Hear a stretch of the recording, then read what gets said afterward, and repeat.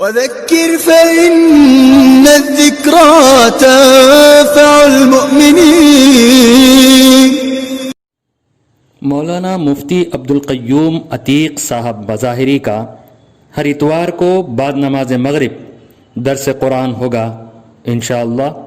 خود بھی سنیں اور عمل کریں اور ثواب کی نیت سے دوسروں کو بھی شیئر کریں۔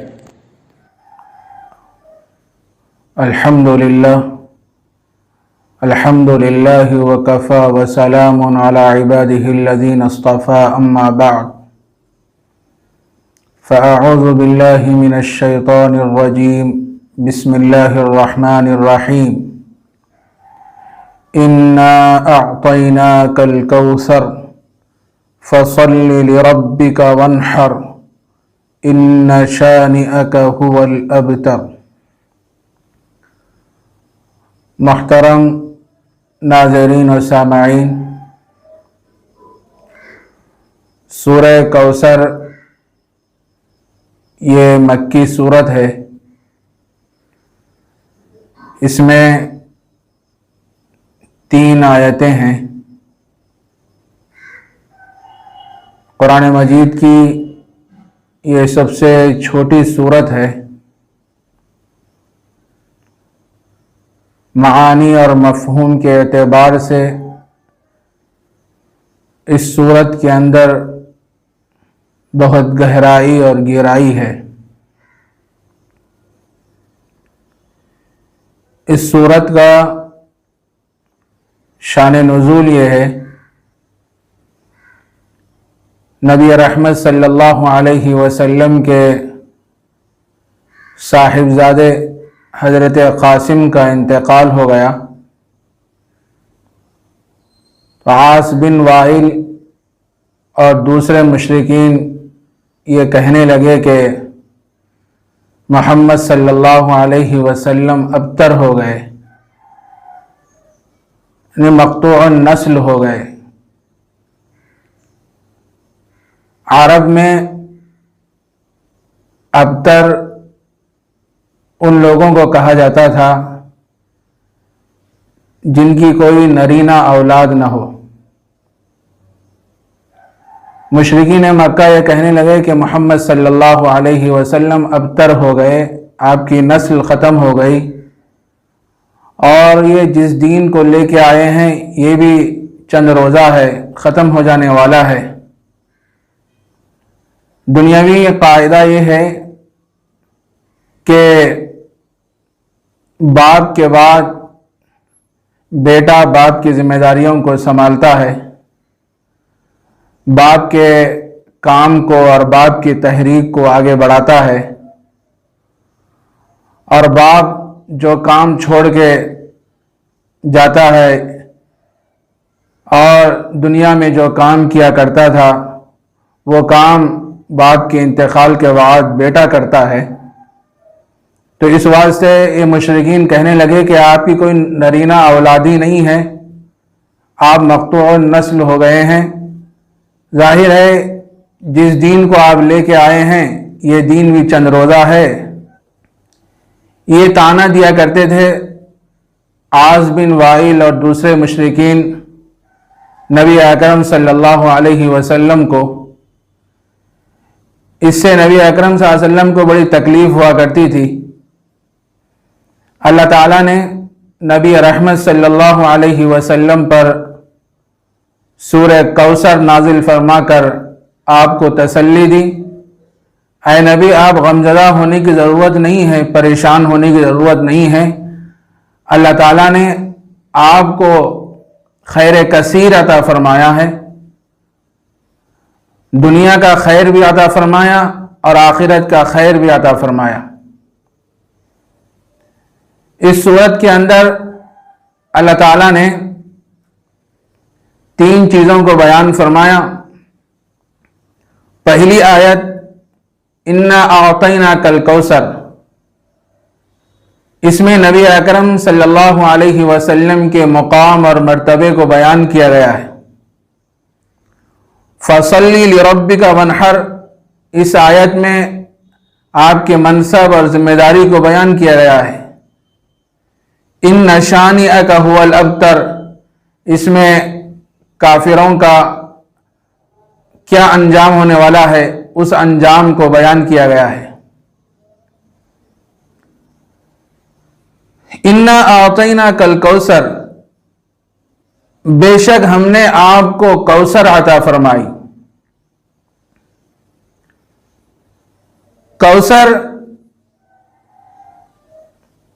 کے کئی معنی مفسرین نے بیان فرمائے ہیں، اس میں سے چند ایک میں آپ کی خدمت میں پیش کرتا ہوں۔ کوثر سے مراد یہ ہے کہ اللہ تعالیٰ نے آپ کو علم کثیر عطا فرمایا،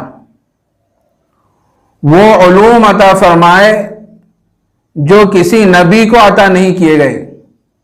حضرت آدم علی نبینا علیہ الصلاۃ والسلام سے لے کر حضرت عیسیٰ علیہ الصلاۃ والسلام تک کسی نبی کو وہ علوم عطا نہیں کیے گئے جو آپ کو دیے گئے۔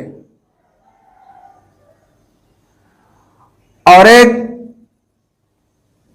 مطلب مفسرین نے یہ لکھا ہے کوثر کا، اللہ تعالیٰ نے آپ کو رحمت کثیر عطا فرمائی، خیر کثیر عطا فرمائی۔ اور اسی طرح کوثر سے مراد یہ بھی ہے اللہ تعالیٰ نے آپ کو انبیاء کی امامت کا تاج عطا فرمایا۔ اور علماء نے یہ بات بھی لکھی ہے کہ کوثر سے مراد امت کثیر آپ کو عطا فرمائی۔ اسی وجہ سے حدیث میں آتا ہے، نبی اکرم صلی اللہ علیہ وسلم نے ارشاد فرمایا، فَإِنِّي مُكَاثِرٌ بِكُمُ الْأُمَمَ، میں قیامت کے دن اپنی امت پر فخر کروں گا۔ کوثر سے مراد یہ ہے کہ اللہ تعالیٰ نے آپ کو نہر کوثر عطا فرمائی۔ جنت میں ایک نہر ہے جس کا نام ہے نہر کوثر۔ حضرت انس رضی اللہ تعالیٰ عنہ سے روایت ہے، جب اللہ کے نبی علیہ الصلاۃ والسلام سفر معراج کے موقع پر آسمانوں میں تشریف لے گئے تو وہاں آپ نے ایک نہر کو دیکھا، تو حضرت جبرائیل سے پوچھا کہ جبرائیل یہ کون سی نہر ہے؟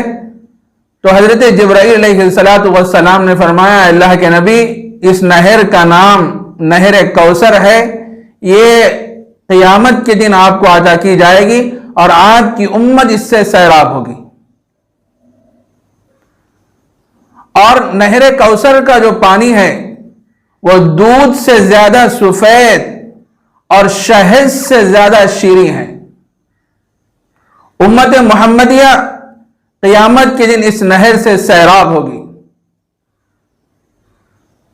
تو اللہ تعالیٰ نے سورہ کوثر کی پہلی آیت میں نبی اکرم صلی اللہ علیہ وسلم کو تسلی دینے کے ساتھ ساتھ آپ کے مقام اور مرتبے کو بیان فرمایا، اے نبی ہم نے آپ کو خیر کثیر عطا فرمائی، دنیا کا خیر بھی عطا فرمایا اور آخرت کا خیر بھی۔ دنیا کا خیر مطلب یہ ہے کہ اسلام کی ترقی، دین کی بقا، یہ دین یہ قیامت تک رہے گا اور قیامت تک اسلام کا چرچا ہوتا رہے گا اور اسلام کے احکامات پر عمل آوری ہوتی رہے گی۔ اور اسی طرح آخرت کا خیر یہ ہے کہ اللہ تعالیٰ آپ کو درجات علیہ، اونچے مناصب آپ کو عطا فرمائیں گے، اونچے درجے آپ کو عطا فرمائیں گے۔ دیکھیے، انا اعطیناک الکوثر، بے شک ہم نے آپ کو کوثر عطا فرمائی۔ فصل لربک وانحر، پس اپنے رب کے لیے نماز پڑھیے اور قربانی کیجیے۔ ظاہر ہے اتنی بڑی نعمتیں اللہ تبارک و تعالیٰ نے آپ کو عطا فرمائی ہیں، تو اس کے شکرانے میں آپ یہ کام کیجئے کہ اپنے رب کے لیے نماز پڑھیے. نماز یہ اہم العبادات ہے. حدیث میں آتا ہے نبی اکرم صلی اللہ علیہ وسلم نے ارشاد فرمایا ان اول ما يحاسب به العبد يوم القیامہ الصلاۃ. قیامت کے دن سب سے پہلے جس چیز کا حساب لیا جائے گا وہ نماز کا حساب لیا جائے گا. نماز میں جب آدمی کھڑا ہوتا ہے، اللہ سے ہم کلام ہوتا ہے، تو انسان کے سارے اعضاء عبادت میں ہوتے ہیں. آنکھ بھی عبادت میں، ہاتھ بھی عبادت میں، کان بھی عبادت میں، دل اور دماغ بھی عبادت میں، پیر بھی عبادت میں. سارے اعضاء بدنیہ نماز کی حالت میں عبادت میں ہوتے ہیں، اور یہ سارے اعضاء اللہ کا شکر کرتے ہیں. ہاتھ بھی اللہ کا شکر کرتا ہے، پیر بھی اللہ کا شکر کرتا ہے، آنکھ بھی، دل بھی، کان بھی اور دیگر اعضاء یہ نماز کی حالت میں اللہ کا شکر کرتے ہیں. تو اللہ تعالیٰ نے نبی اکرم صلی اللہ علیہ وسلم سے فرمایا اے نبی ہم نے آپ کو خیر کثیر عطا فرمایا، تو اس کے شکرانے میں آپ یہ کام کیجئے کہ اپنے رب کے لیے نماز پڑھیے. ظاہر ہے اتنی بڑی نعمتیں ہم آپ کو عطا فرمائے ہیں، تو اس کے شکرانے میں سب سے بڑی نعمت یہ ہے کہ آپ اپنے رب کے لیے نماز پڑھیے. دوسرا ونحر اور قربانی کیجئے. نماز ایک بدنی جسمانی عبادت ہے اور قربانی ایک مالی عبادت ہے. جسمانی عبادت بھی کیجئے اور مالی عبادت اللہ کے نام پہ قربانی بھی کیجئے. قربانی بھی اللہ ہی کے لیے کرنا ہے. قل ان صلاتی ونسکی ومحیای ومماتی للہ رب العالمین. اے نبی آپ فرما دیجئے میری نماز اور میری قربانی، میرا جینا، میرا مرنا سب اللہ ہی کے لیے ہے. اس زمانے میں ہوتا ایسا تھا کہ کفار اور مشرکین غیر اللہ کے نام پہ جانوروں کو ذبح کرتے تھے، قربانی کرتے تھے، اور اس قربانی کا خون کعبۃ اللہ کے دیواروں پر لگا دیا کرتے تھے. تو اللہ تعالیٰ نے نبی اکرم صلی اللہ علیہ وسلم سے ارشاد فرمایا اے نبی آپ اپنے رب کے لیے نماز پڑھیے اور اپنے رب کے لیے قربانی کیجیے. قربانی بھی اللہ ہی کے لیے ہونا چاہیے. اور جن جانوروں کی ہم قربانیاں کرتے ہیں نہ اس کا گوشت اللہ کے پاس پہنچتا ہے نہ خون پہنچتا ہے، وہ دلوں کا تقوی، دلوں کی حالت، دلوں کی کیفیت اور دلوں کا جذبہ اللہ کے پاس پہنچتا ہے. تو یہ سورہ کوثر کی دوسری آیت میں اللہ تعالیٰ نے نبی اکرم صلی اللہ علیہ وسلم کے مقام اور منصب کو بیان فرمایا اے نبی آپ اپنے رب کے لیے نماز پڑھیے، ونحر اور قربانی کیجیے. ان شانئک ھو الابتر، بے شک آپ کا دشمن ہی بے نام و نشان ہے. یہ لوگ جو آپ کو تانا دیتے ہیں کہ آپ کی کوئی نرینہ اولاد نہیں ہے، آپ کا دین چند روزہ ہے، آپ مقطوع النسل ہیں، ابتر ہیں، یاد رکھیے آپ کی کوئی پسری اولاد نہیں ہے، نرینہ اولاد نہیں ہے، لیکن آپ کی روحانی اولاد ہے. قیامت تک آپ کا تذکرہ ہوتا رہے گا اور قیامت تک لوگ آپ کی محبتوں کو اپنے دل میں بسائے ہوئے ہوں گے، آپ کا ذکر خیر ہوتا رہے گا. اور اللہ تعالیٰ نے آپ کے مقام کو اتنا اونچا بنایا ہے. بعد از خدا بزرگ تو ہی قصہ مختصر، خدا کے بعد اگر کسی کا مقام اور مرتبہ ہے تو نبی اکرم صلی اللہ علیہ وسلم کا ہے. یہی وجہ ہے 5 وقتہ نماز کے وقت جو اذان دی جاتی ہے، اذان میں جہاں اللہ کی عظمت، کبریائی اور اللہ کی حمد اور ثنا کو بیان کیا جاتا ہے، اللہ اکبر اللہ اکبر، وہیں نبی اکرم صلی اللہ علیہ وسلم کے نام کو بھی بیان کیا جاتا ہے. اشہد ان لا الہ الا اللہ اشہد ان محمد رسول اللہ، میں گواہی دیتا ہوں کہ محمد صلی اللہ علیہ وسلم اللہ کے رسول ہیں. اے نبی آپ کا تذکرہ قیامت تک ہوتا رہے گا، آپ کی عظمت کے چرچے ہوتے رہیں گے، آپ کا نام بلند ہوتا رہے گا، آپ کا دین قیامت تک چلتا رہے گا. اور جو لوگ آپ کو یہ تانا دے رہے ہیں وہ بے نام و نشان ہو جائیں گے، ان کو لوگ کبھی خیر سے یاد نہیں کریں گے، جب بھی ان کو یاد کریں گے تو شر سے یاد کریں گے۔ تو اس آیت کے اندر اللہ تعالیٰ نے وہ تانا جو دینے والے ہیں کفار کے انجام کو بیان فرمایا، ان شانئک ھو الابتر، بے شک آپ کا دشمن ہی بے نام و نشان ہے۔ بہرحال یہ سورہ کوثر کی قدر تشریح اور ترجمہ آپ کی خدمت میں پیش کیا گیا۔ وآخر دعوانا ان الحمد للہ رب العالمین۔